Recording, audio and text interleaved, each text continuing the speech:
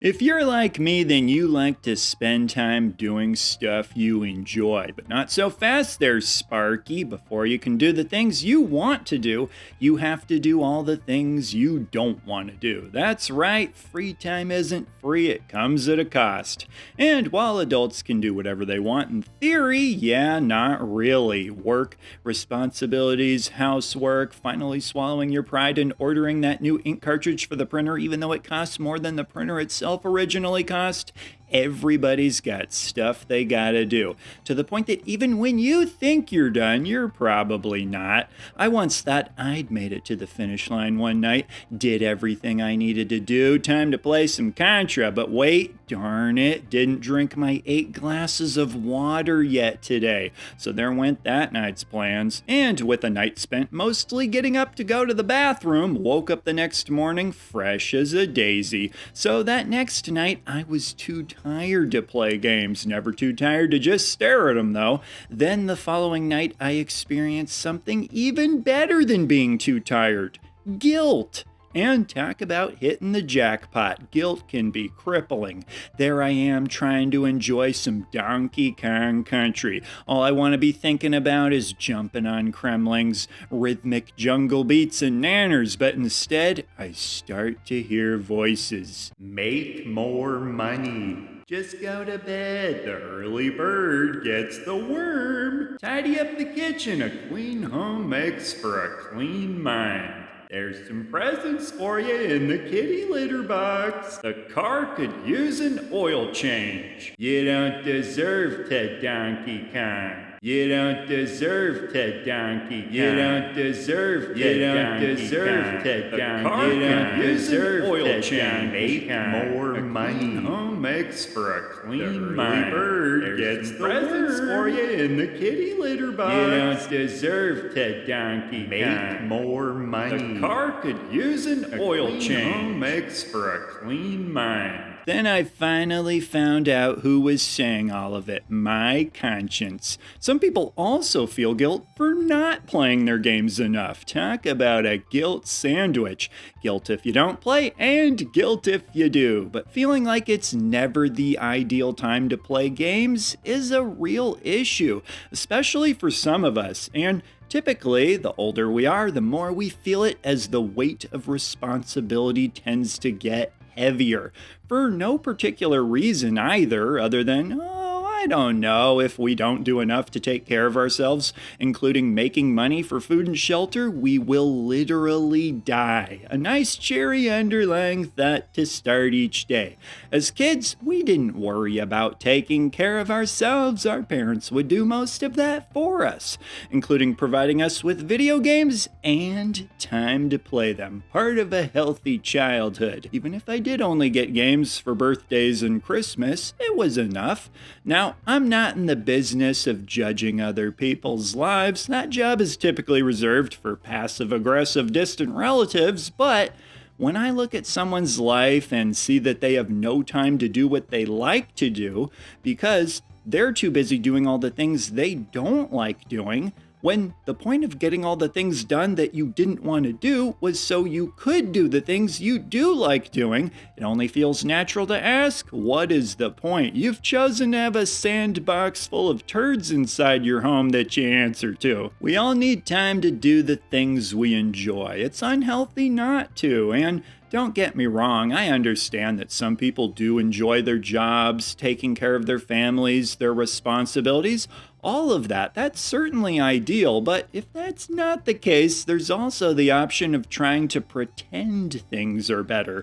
But typically, you can only fool yourself so much. Take it from me, I tried listening to I'm So Excited on my way to a root canal appointment.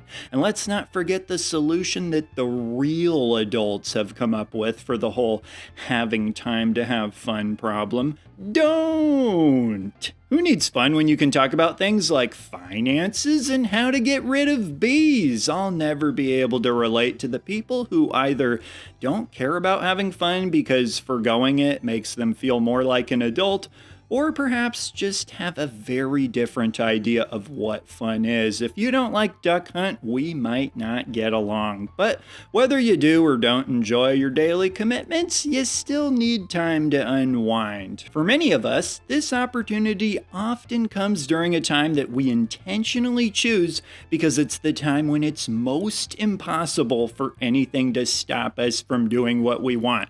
A time that I've always called the time when the world stops. Everyone is asleep. It's too late to be expected to do anything. Your boss won't call you, probably. This is as close as it gets to being sucked into a black hole where you are unreachable and can do whatever you want. Astronomers claim to not know what goes on inside of black holes, but you do know. It's playing Castlevania. Trouble is, you still gotta have energy to play games at that point. And if you're playing games like Castlevania, these aren't exactly easy games. You really gotta lock in to make progress. Staring at it might just be easier, can cover more ground that way too. The next day you can tell your coworkers, didn't play a single game last night, but I stared at like 30 of them. To actually play games, you might need something a little less intense. It's no wonder there's a market for games where you can just ride a horse for hours, pick flowers, and call it progress. And I do like these games personally, just not for those reasons. But being tired at the end of the day only makes sense. I mean, that's why everybody else has gone to bed. So, say you have time to play games at a time when you do have more energy, likely on a weekend or your days off during the middle of the day or in the morning, although geez, those mornings. As a kid, waking up and immediately playing games was par for the course, but as an adult, first thing in the morning, there are things to be done. I mean, you just finished laying around unconscious for multiple hours, getting nothing done. So hop to it. You gotta mow the lawn, take the dog out, fix something that's broken. No, come on, you can find something that needs fixing. But when you do get around to playing a game during the day, you run the risk of being interrupted or, goodness forbid, just decide there are other things you want to do. After all, you're just playing a quote-unquote silly game. Doesn't take much to take priority over that. If somebody needs your help, you're going to feel like a bozo saying you need to play video games instead, or at the very least, probably feel kind of guilty. After all, you don't need to play video games, even though I'd argue that as somebody who loves video games, you kinda do need to. But with the risk of interruption, doing what you set out to do in a given gaming session can be tricky, such as trying to beat a game, which for many retro games, you're looking at maybe somewhere between 30 minutes and 2 hours.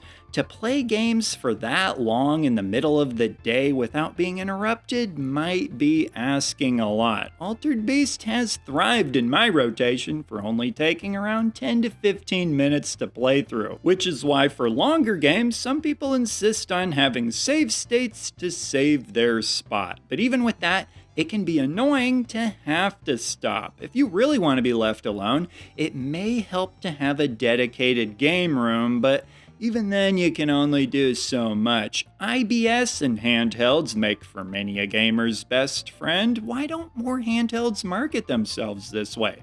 And then what about multiplayer, specifically local multiplayer? Yikes. Having a dedicated get-together planned in advance is the only way this is even really remotely possible. Yeah, maybe the next leap year everyone will forget that day exists, and I can play then. I'll pencil it in. Spontaneously asking an adult friend if they can come over and play a game with you is like randomly checking to see if the planets are currently aligned. Multiplayer can be a big ask, and heck, just tackling your personal backlog is enough of a challenge for most people. As far as solutions to that go, I'm going to suggest a video I made a short while back. You can find the link to that in a pinned comment below, but For this video, I'd like to bring up one of the biggest time vampires there is, your phone. Unless you're calling your mother or watching my videos, you don't need a phone. Have you ever met somebody who's proud of using their phone more than they have to? You rarely see somebody come out of a long session scrolling their phone thinking, now that is living. And look, I get it, they can be a great resource and useful when you need to look something up in a pinch, but just bear in mind how much time you're spending on your phone compared to how much time you're playing video games.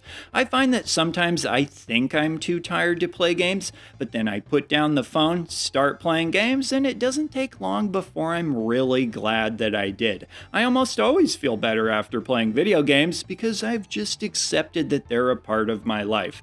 And feeling better by playing them recharges my batteries, making me better at everything else I do in my life. So when I get asked to grab a box of chicken broth off the top shelf for an old lady and she says thank you, I say, don't thank me.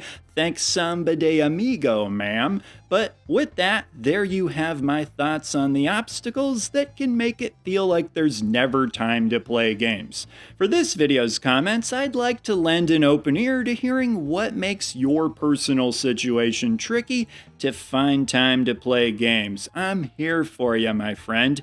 And hey, if you feel like you do have lots of time you put towards gaming, don't be shy about sharing that either. It can be inspiring for everyone else and maybe even serve as good advice for how to free up some more time for playing games and be part of a healthy, balanced lifestyle. So with that, leave a comment down below and I will see ya in the next video. He's the retro bird, yeah, and he's talking about video games. He's the retro